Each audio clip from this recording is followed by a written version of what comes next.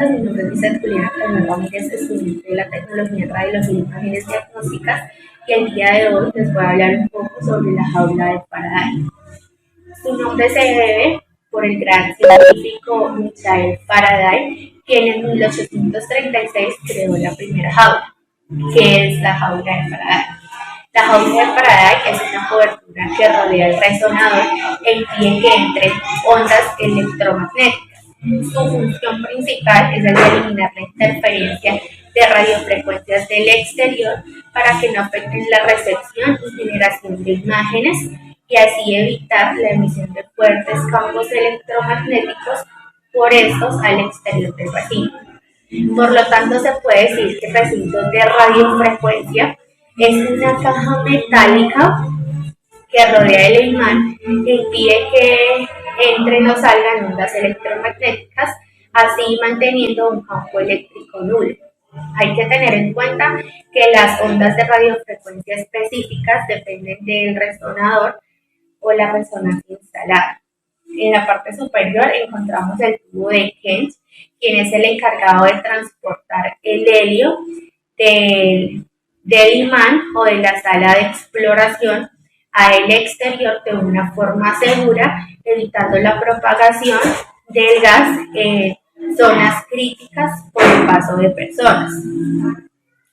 La puerta debe ser de conductos especiales por todos los marcos y debe ser de un material conductor, pues de su forma correcta depende la atenuación total de la jaula. La ventana deben tener unas rejillas metálicas que permiten el paso de la luz para la observación del paciente. Estas rejillas deben ser de forma cuadriculada y están por distintos ángulos. Estas son las encargadas de no permitir la entrada de ondas de radiofrecuencia. Estas ventanas están constituidas por un material conductivo, el piso, ya que el magneto produce cargas electroestáticas que van en el equipo. Es necesario que el piso sea un material antiestático para prevenir descargas electromagnéticas. Los filtros eléctricos, cables eléctricos, ya que estos funcionan como antenas y si no son filtrados emiten ruidos de interferencias desde el exterior al interior del recinto. La cubierta es un material conductor eléctrico y la eficacia del blindaje depende del grosor del material y de su conductividad. Aquí podemos.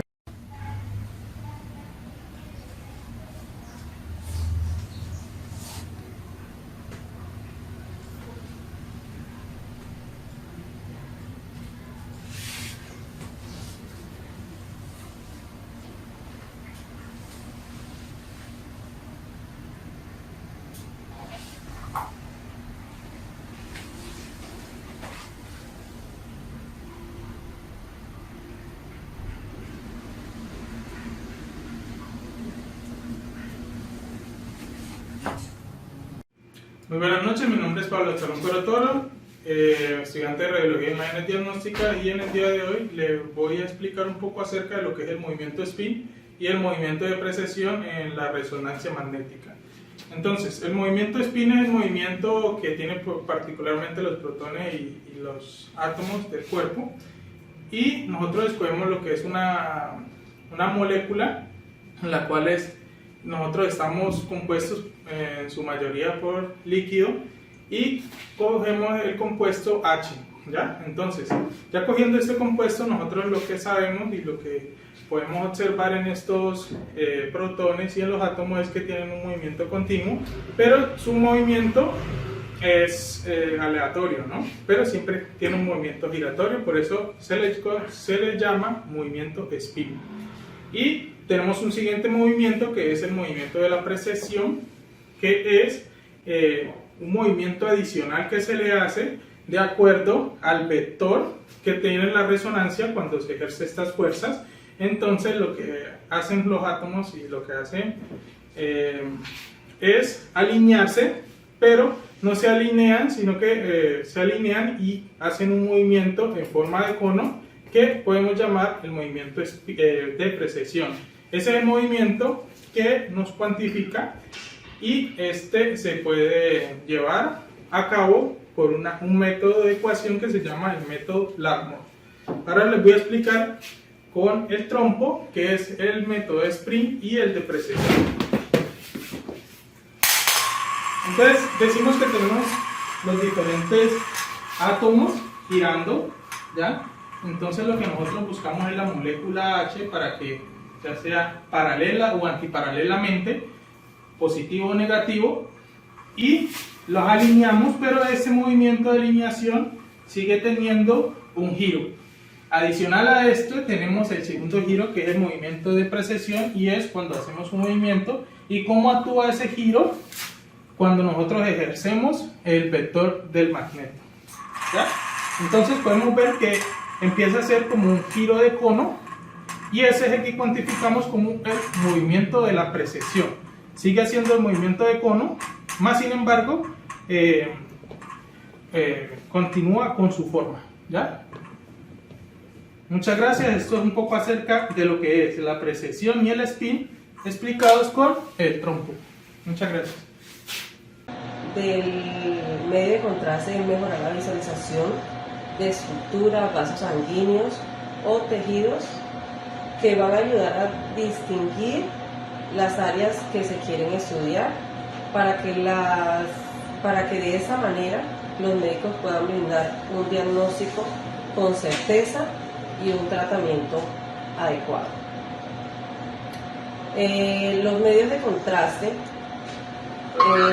desempeñan un papel fundamental para el diagnóstico, por imagen. Es por ello que el contraste utilizado en resonancia magnética, son una clase de producto que aumenta la detección y la caracterización de la patología del estudio. Estas sustancias tienen la capacidad de acumularse en determinados tejidos, modificando temporalmente sus propiedades electromagnéticas y por tanto destacándose en las imágenes obtenidas en la resonancia magnética, consiguiendo detectar lesiones en el sistema nervioso central, tumores, lesiones hepáticas o patologías isquémicas también. Estos medios de contraste por vía intravenosa se inyectan en la mano o en el antebrazo, en alguno de los dos miembros. Todo va intravenoso. Por lo menos aquí podemos ver. Estos medios de contraste son excretados por vía renal con una vida media de 1 o 2 horas, desapareciendo de la sangre a las 24 horas. Una vez absorbido del cuerpo, el medio de contraste acelera la velocidad en el que los tejidos responden a las órdenes magnéticas, produciendo señales más fuertes e imágenes más claras. Aquí podemos observar que colocamos aquí podemos observar que la paciente la tenemos en decúbito supino, colocamos a la paciente dependiendo de las estructuras que vayamos a evaluar o hacer el examen. Como ves, vía intravenosa colocamos a la paciente en decúbito supino y la canalizamos, como les acabé de decir, en el antebrazo o en la mano, dependiendo de donde se vea una mejor vena. La canalizamos, colocamos el medio de contraste y luego la vamos a ingresar al resonador. Aquí no podemos observar muy bien el resonador, pero la ingresamos en el resonador, que es como una dona, pero profunda.